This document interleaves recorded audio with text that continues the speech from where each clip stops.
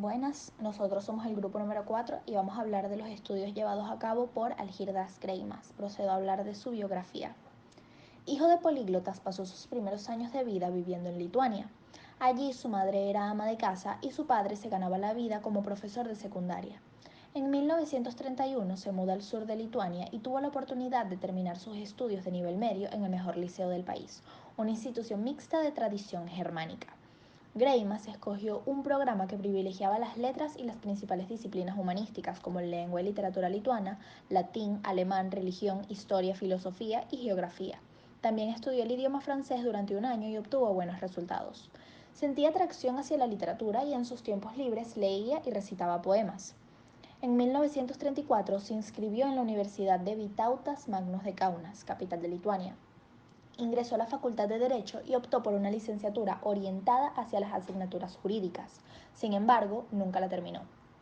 En 1936 obtuvo una beca para estudiar en el extranjero, por lo que se mudó a Francia y se inscribió en la Facultad de Letras de Grenoble, donde vio muchos cursos de lingüística que le permitieron aprender análisis de textos detallados, concebir la naturaleza sistemática del lenguaje y de los fenómenos sociales en general, y le inspiraron el respeto del texto, el respeto de la referencia, del pensamiento ajeno. Hacia el final de sus estudios universitarios de primer ciclo, Greimas desarrolló una tesis doctoral en lingüística histórica y dialectológica. 2 semanas después de haber obtenido su título en Grenoble, Greimas fue llamado por la Comisión del Ministerio de la Defensa en calidad de alumnos aspirantes para integrar el ejército lituano. En 1944 volvió a Francia. Brindó conferencias en varias universidades como la de Ankara, Estambul, Poitiers y Alejandría. Fue profesor en la Escuela de Estudios de Posgrado de Ciencias Sociales en París.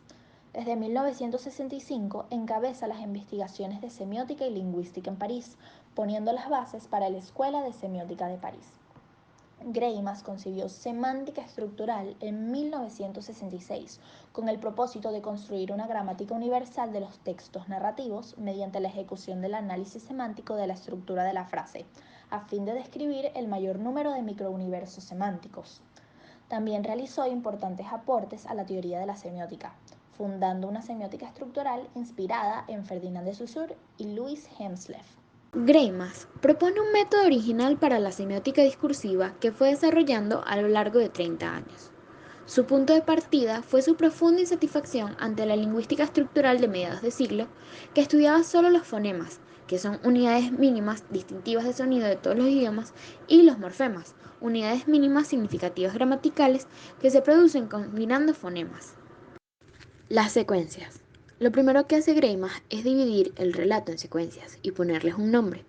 En vez del modelo único secuencial de Todorov, sacado de los 100 relatos escritos por un solo autor, Greimas toma otro camino. Divide las secuencias guiado por diversos criterios. Estos serán unas veces las disyunciones espaciotemporales, otras la disyunción actorial de amigos y enemigos, o las disyunciones lógicas de las acciones que constituyen la mayoría de los criterios, como las secuencias, la guerra, la captura, la muerte, etc. Ahora hablaremos sobre los niveles del relato. Greimas distingue 2 niveles, el del componente gramatical, sintáctico y morfológico, independientemente de las estructuras lingüísticas que se subdivide en 2. El profundo, que es la estructura elemental de la significación, o nivel axiológico, del griego axia, y el superficial o actancial, que es cercano a la manifestación discursiva. El segundo es el componente semántico, que corresponde a la manifestación discursiva en el plano de la forma. El primer nivel correspondería al nivel del contenido y el segundo al de la expresión, en la terminología de Hemsleff. Para comodidad metodológica, distinguiremos 3 niveles, ya que Greimas divide en 2 el componente gramatical, y serán el axiológico, el actancial y el semántico. El nivel axiológico. Este nivel que expone Greimas en sus libros Semántica Estructural y En torno al sentido está inspirado, según él, en el cuadrilátero de oposiciones de la lógica aristotélica y la lógica matemática, el cual está hecho a base de oposiciones entre proposiciones universales afirmativas y negativas, que son contrarias las unas de las otras, entre las que puede haber algún medio, y entre proposiciones universales particulares que son contradictorias, entre las que no puede haber medio posible. Se visualiza así. como lo podemos ver en el siguiente ejemplo de esta imagen. El cuadrilátero aristotélico lo aplica Greimas al terreno de las ideas opuestas o de los valores, como lo llama él. Ejemplo: vida, muerte, amor, odio, riqueza, pobreza, etc. O sea, los contrarios. La intuición de Greimas en este punto es que así como la estructura fundamental de la lengua está hecha a base de oposiciones, como lo mostró Saussure, así la estructura fundamental de la significación se forma también de la oposición binaria de dos semas, que es lo que constituye el eje semántico de los contrarios, y de allí saldrán los ejes de los contradictorios. Desde la primera secuencia, donde aparece en la manifestación discursiva, el primer actor, París, hace su cuadrilátero semiótico. El actor, París en este caso, está entre la vida y la muerte, pues Maupassant dice que está hambriento y con estertores de agonía, y así construye los ejes de los contrarios y los contradictorios, tal cual como podemos ver en el ejemplo que aquí se muestra. Y dice: si París está agonizante, no está muerto, pero tiende en el eje contradictorio 1 a la muerte, y si está París hambriento, está vivo, pero tiende en el eje contradictorio 2 a la no vida. Aquí aparece que la lógica aristotélica no funciona, ya que hambriento y moribundo estarían entre las contrarias, uno más cerca de la vida y otro más cerca de la muerte. El contradictorio de vida, que es no vida, sería piedra, y el contradictorio de muerte, que es no muerte, sería inmortal, entre las cuales elementos no hay medio posible. Repite Greimas el cuadrilátero semiótico en forma homóloga, en la secuencia la amistad, en la figurativización de los actores, que son el sol, el monte, el cielo y el agua, con las oposiciones de vida y muerte, como podemos ver en este siguiente ejemplo. Podemos ver que aquí tampoco los ejes de contradictorios parecen responder al modelo aristotélico, como vimos en la secuencia París. ¿Qué hay que pensar de esto? Tal vez habría que buscar menos exactitud entre los cuadriláteros, el aristotélico y el semiótico. Como no es lo mismo la lógica de la física, en la que si se le pone un obstáculo a un cuerpo en movimiento hay un retraso a la lógica del amor, en la que el obstáculo acelera la velocidad. O tal vez habría que cambiar algunos nombres de los términos, como el de contradictorios, que es el que parece presentar más problemas. O tal vez, al buscar los valores, habría que buscar, como dice Umberto Eco, cuál es el punto de vista en cada caso, ya que puede hacer cambiar el sentido de los términos. Como pobre-rico, es una premisa que dijera, en una sociedad opulenta, el pobre puede llegar a ser rico. Entonces, pobre-rico, sus contrarios, en una premisa que diga pobreza-riqueza, son condiciones estables de la providencia. Pobre-rico son contradictorios, y en una premisa que diga, en una sociedad capitalista, la riqueza nace de la plusvalía arrebatada al pobre, pobre-rico no serían ni contrarios ni contradictorios, sino solo inversos, como la oposición marido-mujer. Pero que hay oposiciones profundas en todo relato narrativo, y que hay fuerzas y tendencias que se pueden visualizar en un cuadrilátero semiótico, y son las que van a dar un arranque a la acción. Parece cosa digna de seguirse investigando. El modelo actancial de Greimas es una propuesta publicada en el texto titulado La semántica estructural. Se utilizó inicialmente en la literatura y la narrativa por cuestiones de investigaciones relacionadas con el lenguaje y el discurso. En ella se proponen análisis y abordajes de los personajes en textos narrativos o dramáticos para determinar la funcionalidad de estos. Básicamente, Greimas, con su esquema de modelo actancial, busca proponer una nueva forma de abordar el análisis de personajes dentro de la literatura, pero por el rol que cumple dentro de la obra y no por lo que son. También Greimas se encarga de instaurar el concepto de actante, que según este es una unidad autónoma con capacidad de acción, siendo precisamente el sujeto quien realiza este. A su vez, tiene una función u rol determinado, como el del villano o el héroe, y su objetivo en la historia es el cómo impactan sus acciones en el resto de los personajes. El modelo actancial es una estructura simplificada de los roles que asumen los personajes en un relato o texto cualquiera para el desarrollo de la historia. Los ejes que corresponden al modelo actancial son el deseo, la comunicación y la participación. Cada eje corresponde a una pareja de actantes y se orientan a determinados ejes semánticos. Las parejas que componen el esquema actancial.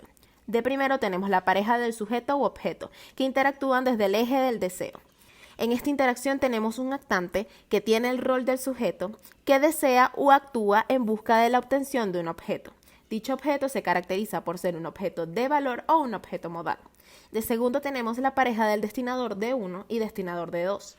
Representa el eje de la comunicación. En esta instancia se caracteriza por la acción o interacción informativa entre los actantes para que se generen las condiciones que permitan alcanzar el objeto deseado. Estos dos actantes se caracterizan por una presunción unilateral en donde el destinador de 1 es el presupuesto y el destinador de 2 es el presuponente. Por último tenemos la pareja del ayudante AY y el oponente OP, que participan desde el eje de la lucha. Estos dos actantes operan y formalizan circunstancias que van a favorecer o desfavorecer los acontecimientos que se realicen en el accionar de la obra. Este eje se centra y se configura en la acción del poder. En conclusión, desde este punto de vista, la primera distinción que efectúa Graysmas, a partir del cual se constituirán los demás actantes de forma paradigmática, será la del sujeto y el objeto, los cuales trazan la trayectoria de la acción y de la búsqueda. Esto también va plagado de los obstáculos que el sujeto debe vencer para progresar. El nivel semántico de Graysmas explica que ninguna clasificación de significados es posible a partir de significantes.